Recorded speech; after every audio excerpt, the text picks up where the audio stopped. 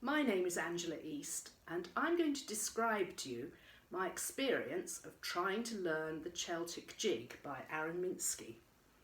This is a piece from his book 10 International Cello Encores. And in order to play it, you have to hold the cello like a guitar and play it with a pick or a plectrum. Once the instrument is in this position, it assumes a new name. It's a mixture of a cello and a guitar, so it's called a celtar, and that is why this piece is called Cel-tic Jig. There are 3 stages to learning this piece.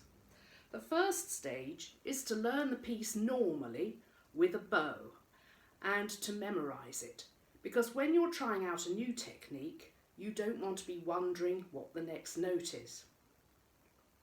Of course, to do this, you can decide for yourself which passages to play arco and which ones to play pizzicato. The second stage, which is the one I'm demonstrating in this video, is to learn how to use the pick or the plectrum. And the third stage, which is in a different video, is to learn how to use the left hand, which may seem straightforward if you're used to playing the cello, but the arm is rotated in the opposite direction to the one you're used to, and you need to be careful not to hurt yourself by playing for a long time in this position at first. You need to get a pick, and I actually found mine on the floor of a concert hall, which was very lucky because it's made of a firm material. And the picks that you buy in guitar shops can be too flexible and do not have the strength to cope with the resistance of cello strings, especially as we have to play a number of strings at once in chords. So to start, put your spike in because it has a weight and it's just another thing that makes life more difficult. We learn to sit first, as with any instrument, and it's very similar to the cello in that you find a chair or a stool that's of a suitable height. You sit on your sitting bones with your spine having an upward direction, and you have your feet flat on the floor. You then place the cello at its waist on your thigh. And the question is really, at what angle are we going to hold this celtar? If you have it directly up like that, you'll find that you can't reach the strings to pluck them. Well, you can, but not without a lot of discomfort. If you have the other extreme and have it flat on your lap, of course you won't be able to reach the notes on the lower strings with the left hand. So obviously you have to choose something in between the two. If you tip it too much, which is a lot more comfortable for the right arm, you'll find it slips during the performance. And if you have it too high, then your right arm will feel uncomfortable at the top there. It's worth bearing in mind the range of the notes you will need with the left hand so that you can reach them all. The lowest ones, the first finger in first position on each string, and the highest is the harmonic here. Otherwise it's all in first, second and fourth positions. One thing that you can do that helps to reach the strings is to go up on your toes with the right leg, and that brings the cello and the strings nearer to you, so you can choose places in the piece where that is appropriate. The left hand, for the moment, we're just going to hold onto the celtar here. It's just a rest position for it, really. Now, I'm going to put the cello down so that I can show you how to hold the pick. This is according to the other videos I've watched on YouTube. Here's my first finger. The pick is in line with it, and the thumb goes over the top like that, well over you'll find that you have more pick showing here than you would if you were playing a guitar, because the strings are closer together and they're flat, whereas we have to cope with a curve and the strings are much further apart. When you pluck, you need to pluck just off the end of the fingerboard.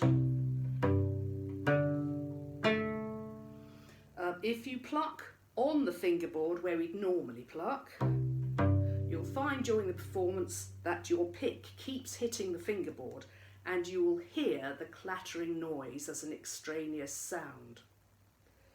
So here we have two actions possible for each string. So it's like having a down bow and an up bow. Down, up, down, up, down, up, down, up. And when you have mastered that, which is not so hard, you can increase the number of notes you play.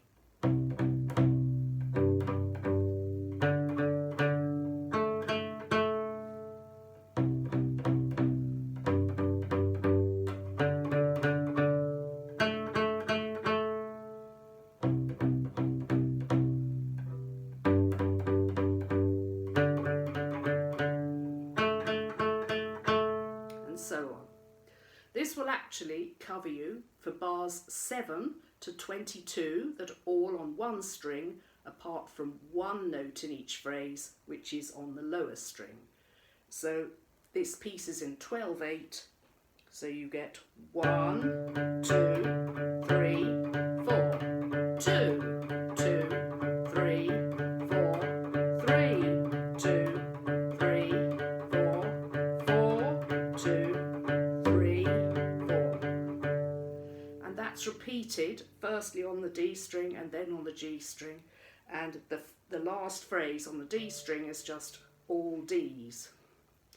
Now before you attempt this, just take care that these fingers are free, they're not squeezing in like that, and that you can move your wrist freely, that you can move your forearm freely, and then by all means have a go. So anyway, I've just played that to you. So when you've mastered that bit, we can try playing on two strings. So to do this, you need a much bigger rotation in your forearm. The D, when you pluck D, it then ends up on the A string, so that's a downward action, and the A goes up in the air like that. Coming back, it's up and up. So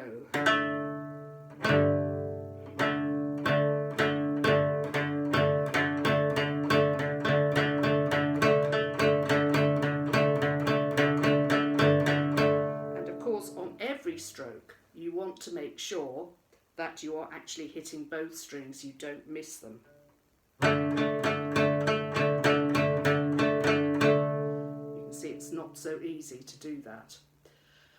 The two string movement will cover you for bars 49 to 56, and then on the middle two strings for bar 65. You can use some forearm for this stroke as well. It's quite a big movement, and think freedom. It's okay to hit the wrong strings. It's better to hit the wrong strings than to tighten up, because it will correct itself eventually, I hope. Now, when you can do that, we enlarge the movement to include the bottom two strings. So this is for bars 41 and 42 and bars 66 and 67.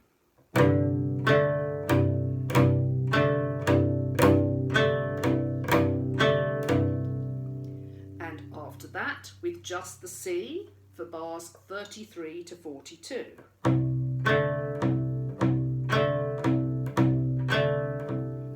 in the second bar we have a G, back to the C. That G can be played either as an open string or it can be played as a stopped note, in which case they're all Cs. Okay, now the first two bars.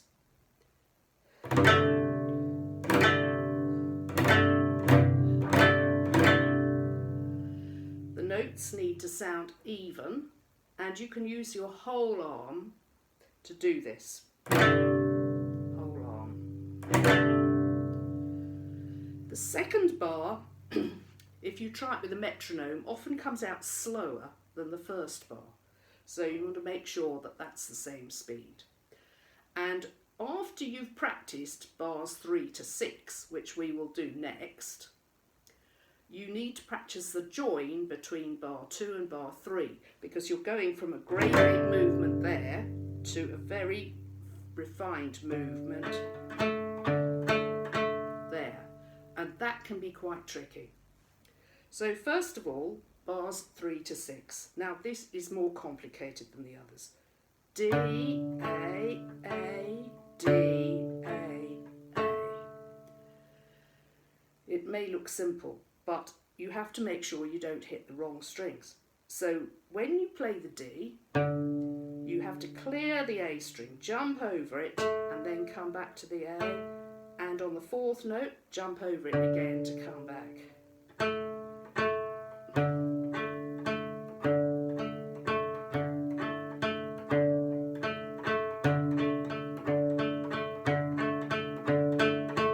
You have 4 bars of that, so you have to be able to do 16 of these in a row.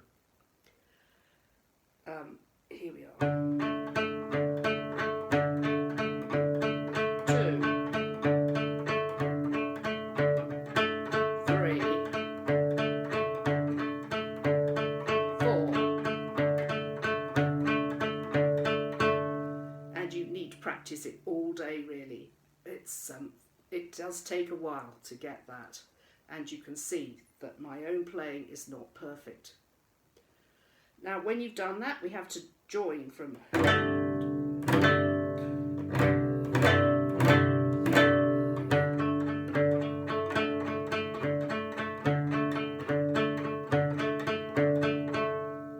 and you have to be able to do 16 of those without hitting the wrong strings. That will take a while. But there's only one more type of plucking, which is in bar 29. D, A, D, G, A, G. Back to D. Okay, that's not as difficult. The most difficult one is bars 3 to 6. That one that you need to be able to do 16 times. Once you've practiced all those different patterns, you can then play the entire piece in open strings. So good luck with it. Please watch the next video, which is about the left hand.